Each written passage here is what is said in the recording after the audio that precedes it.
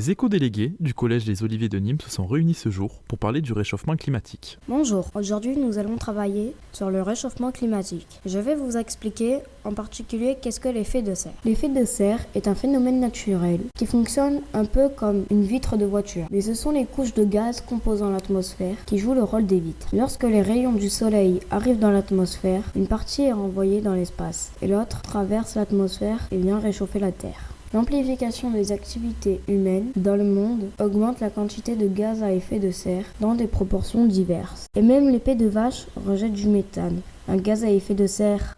Quand la température de la Terre augmente, cela fait fondre les glaciers. On estime que 267 milliards de tonnes de glace fondent chaque année dans le monde. Cela a des conséquences sur des petites îles du Pacifique par exemple. Ah bon? Mais que se passe-t-il pour les gens qui habitent ces îles? Pour le savoir, il faudrait envoyer un reporter du Club Journal qui pourrait constater ce qui se passe sur place. Bonjour, je suis Pichoulin, l'envoyé spécial du Collège Les Oliviers sur les îles Kiribati. Ces petites îles du Pacifique ne font que 2 à 3 mètres d'altitude et sont touchées par le réchauffement climatique, l'augmentation des précipitations, l'acidification des océans et la montée des eaux.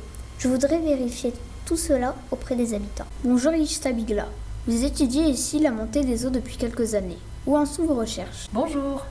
Alors je suis bien sûr inquiète par la montée des eaux, mais ce qui me chagrine le plus, c'est que cela entraîne déjà la raréfaction des ressources en eau potable. Ah bon? Mais pourquoi? Les submersions en eau salée plus fréquentes mélangent petit à petit eau douce et eau salée. L'approvisionnement en eau recommandé par l'OMS est de 50 litres par jour et par habitant. Ici, nous sommes déjà en dessous. Monsieur Corot, vous êtes agriculteur ici depuis 25 ans. Quel changement avez-vous constaté au niveau de vos plantations? Depuis quelque temps, je remarque que les arbres meurent, en particulier les arbres à pain. Or, ce sont ces arbres qui font majoritairement vivre les habitants de nos petites îles. Et pourquoi meurent-ils? À cause de l'acidification des sols. Comment allez-vous faire? Vous avez pensé à des solutions? Monsieur le maire, peut-être pouvez-vous répondre à cette question? C'est bien notre problème.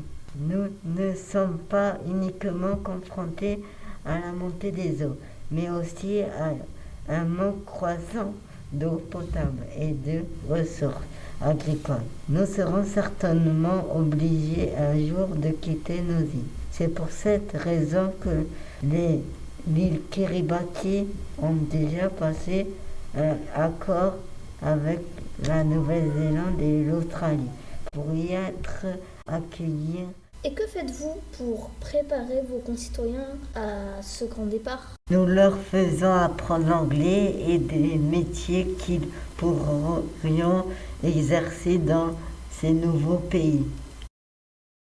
Nous voyons donc bien l'ampleur de ce phénomène qui est vraiment d'actualité pour les habitants de ces petites îles. Sur les îles Kiribati, le choix de la migration a été évoqué. Pour l'instant, le statut de réfugié climatique n'existe pas dans la loi.